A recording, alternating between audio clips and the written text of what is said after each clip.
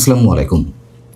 প্রিয় দর্শক, ভারতের পশ্চিমবঙ্গে বিজেপির মতন একটি চরম ধর্মাশ্রয়ী রাজনৈতিক দল সরকার গঠন করতে যেহেতু যাচ্ছে, সেই ক্ষেত্রে বাংলাদেশে আমাদের বিএনপি সরকারের সঙ্গে ভারতের কূটনৈতিক সম্পর্ক উন্নয়নের ক্ষেত্রে নতুন বা বাড়তি কোনো চ্যালেঞ্জ দেখা দিচ্ছে কিনা সেই প্রশ্নটি এর মধ্যে উঠতে শুরু করেছে।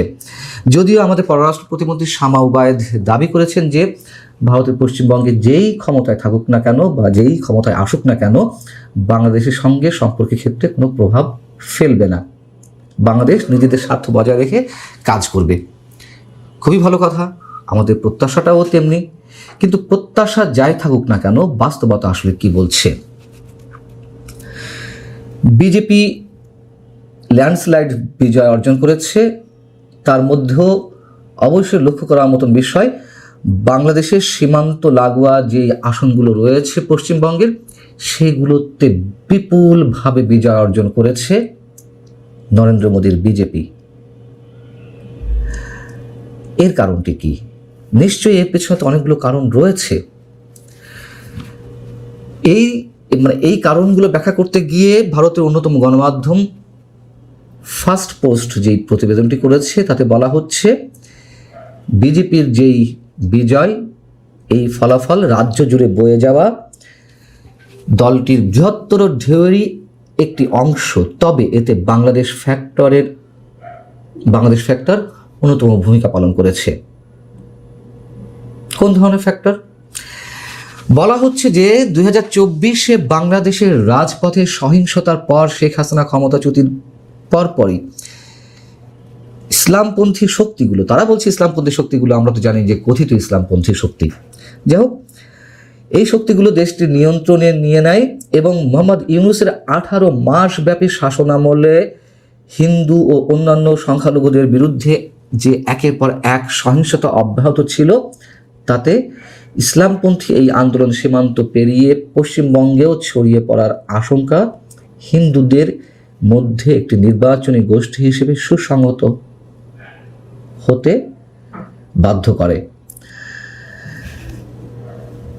ভারতের বিভিন্ন পর্যায়ের বিশেষজ্ঞদের অভিমত তুলে ফার্স্ট পোস্ট বলছে, পশ্চিমবঙ্গে হিন্দুরা কখনোই একযোগে ভোট দেয়নি, কিন্তু বিজেপি এবং রাষ্ট্রীয় স্বয়ংসেবক সংঘ RSS এবার তাদের একজোট করতে সক্ষম হয়েছে এই বিষয়গুলোকে কেন্দ্র করে।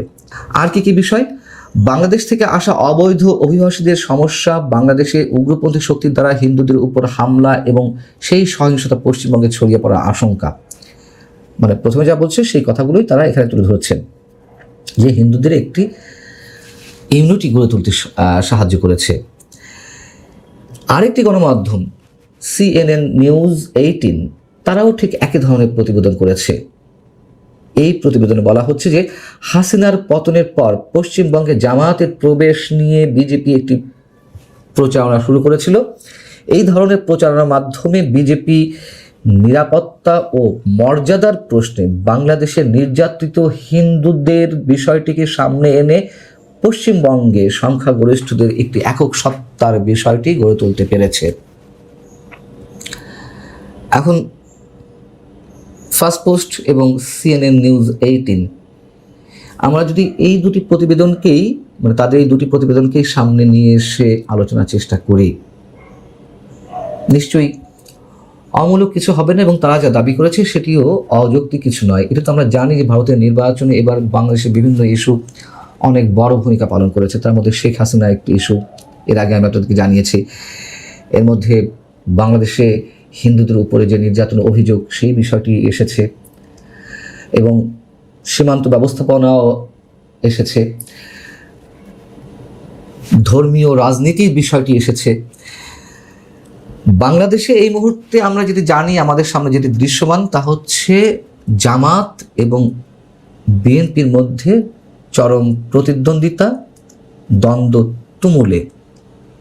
কিন্তু এই চিত্রও তো আমরা দেখছি যে বিএনপি খানিকটা স্থিরশীল থাকতে কখনো কখনো জামাত এনসিপির সঙ্গে আপোষ করছে।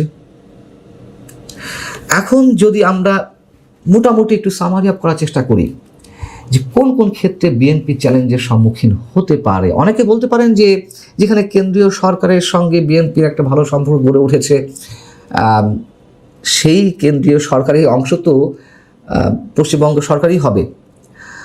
আমার মনে হয় না। যেমন তিস্তা পানি বন্টন চুক্তিকে কেন্দ্র করে কেন্দ্রীয় সরকারের সঙ্গে আওয়ামী লীগ সরকারের যে সম্পর্ক, সেটি তো আর পশ্চিমবঙ্গের মমতা সরকারের সঙ্গে ছিল না।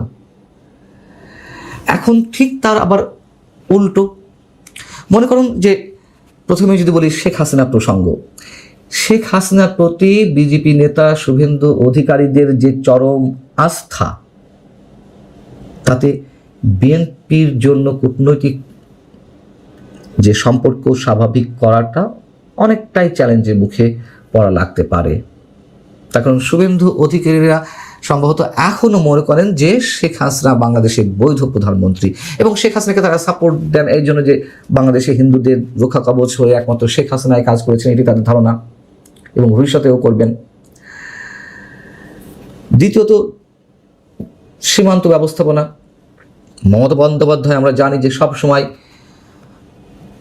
মুসলিম ভোটারদের উপরে অনেকাংশে নির্ভর করতেন, এবং সেই নির্ভরশীলতার জায়গা থেকে বাংলাদেশ এবং পশ্চিমবঙ্গের এক ধরনের ঐকতান সবসময় তিনি বজায় রাখতে চাইতেন।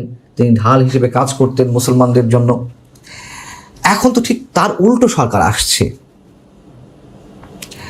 তো এর আগে আমরা দেখেছি যে মমতা বন্দ্যোপাধ্যায়ের এই মানসিকতার পরেও সীমান্তে বাংলাদেশিদের অনুপ্রবেশের ঘটনাকে কেন্দ্র করে একের পর এক হত্যাকাণ্ডের ঘটনা, লিথাল ওয়েপন ব্যবহার করবে না এরকম অসংখ্যবার আশ্বাস দেওয়া সত্ত্বেও মরণাস্ত্র ব্যবহার করা হয়েছে অনুপ্রবেশ ঠেকাতে। তাহলে যেই অনুপ্রবেশকারী হিসেবে 90 লাখ ভোটারকে ভোটার তালিকা থেকে বাদ দেওয়া হলো, তাদেরকে একদিকে যেমন পুশিং করার চেষ্টা করা হবে বাংলাদেশে, আবার বাংলাদেশ থেকে অনুপ্রবেশ যখন করতে যাইবে ভারতের মধ্যে কেউ, সেক্ষেত্রে তো তারা আরও বেশি যুদ্ধাঙ্গী মনোভাব দেখাবে।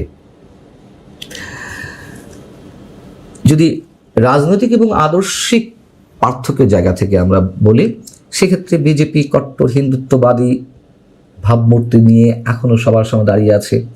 বিপরীতে বিএনপি মোটামুটি উদার ইসলামী রাজনীতিতে বিশ্বাস করে। বাংলাদেশে ইসলামপন্থী দলগুলোর সঙ্গে তাদের একটা সখ্যতা আছে বা সখ্যতা নিয়ে চলতে চায়।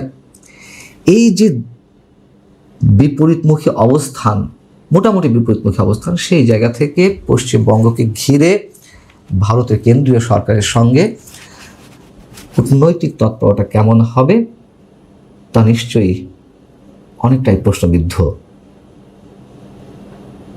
ভালো থাকুন সবাই। আল্লাহ হাফিজ।